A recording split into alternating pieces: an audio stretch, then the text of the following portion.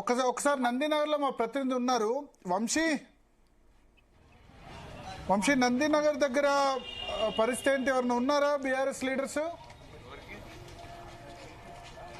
Sir ఇప్పటి వరకు కూడా నందినగర్ నివాసానికి మాత్రం ఎవ్వరూ రాలేదు. అటు బీఆర్ఎస్ పార్టీకి సంబంధించినటువంటి నాయకులు కావచ్చు, దాంతోపాటుగా లీగల్ సెల్కి సంబంధించినటువంటి ఎవరైతే సిబ్బంది ఉంటారో వారు కూడా ఇప్పటి వరకు నందినగర్ నివాసానికి వచ్చినటువంటి దాఖలాలు అయితే లేవు.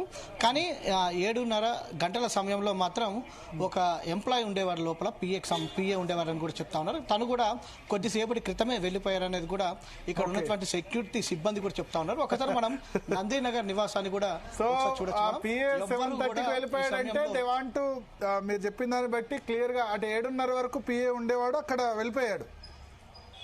సో లైట్స్ ఇప్పుడు మొత్తం బంద్ చేస్తున్నాయా? 7:30 గంటల సమయంలోనే వెళ్ళిపోయారు. లైట్స్ బంద్ చేస్తుంది, లాక్ చేస్తుంది నందినగర్ రెసిడెన్స్. అవునవును, మొత్తం కూడా లాక్ చేస్తున్నాయి. కేవలం కూడా లేదు, అక్కడ ప్రైవేట్ సెక్యూరిటీ మాత్రమే ఉన్నారు. దాంతో పాటుగా లేరు, కేవలం 2 ప్రైవేట్ సెక్యూరిటీ మాత్రమే ఉన్నారు. దాంతో పాటుగా గవర్నమెంట్ కి సంబంధించినటువంటి 2 అధికారికమైనటువంటి సెక్యూరిటీ మాత్రమే ఇక్కడ కాపలా కాసినటువంటి సందర్భం కూడా మనకు కనిపిస్తోంది. కానీ ఓవరాల్ గా నార్మల్ డేస్ లో చూస్తే మాత్రం రెగ్యులర్ గా పార్టీ నాయకులతో కానీ ఎవరో ఒకరి సిబ్బందితో కానీ దాదాపుగా 10-10:30 వరకు కూడా నిత్యం రద్దీగా ఉంటుంది ఏదైతే ఈ నందినగర్లోని కేసీఆర్ నివాసం.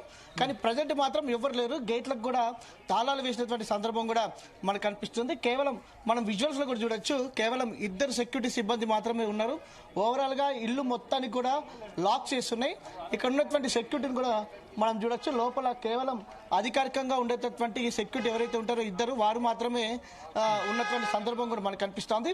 కాసేపట్లో సిట్ అధికారులు నందినగర్ నివాసానికి రాబోతున్నట్టు కూడా మనకు అందుతున్నటువంటి సమాచారం. ఒకవేళ వారు వచ్చిన తర్వాత ఇక్కడ కుటుంబ సభ్యులు కానీ సిబ్బంది కానీ ఎవరు లేకపోతే తెలంగాణ భవన్లో ఏమైనా ఈ నోటీసులు ఇచ్చే అవకాశం ఉంటుందా, లేకపోతే రేపు ఉదయం ఇచ్చే అవకాశం ఉంటుందా, లేకపోతే రేపు కూడా సిబ్బంది కూడా ఎవరు ఉండే అవకాశం లేదా అనేది కూడా చూడాల్సిన అవసరం ఉంది. కాసేపట్లో మాత్రం సిట్ అధికారులు వచ్చే అవకాశం ఉన్నట్టు మాత్రం తెలుస్తోంది. ఇప్పటికే పెద్ద ఎత్తున కూడా మీడియా ప్రతినిధులు కూడా ఇక్కడికి చేరుకోవడం జరిగింది. కానీ అటు బీఆర్ఎస్ పార్టీ నుంచి మాత్రం ఎవరు కూడా ఇక్కడికి ఇప్పటి వరకు వచ్చినటువంటి పరిస్థితి లేదు సార్. ఓకే సో మొత్తం రెహానా చూడొచ్చు, ఒక నాటకీయ పరిణామాలు అక్కడ జరుగుతాయి.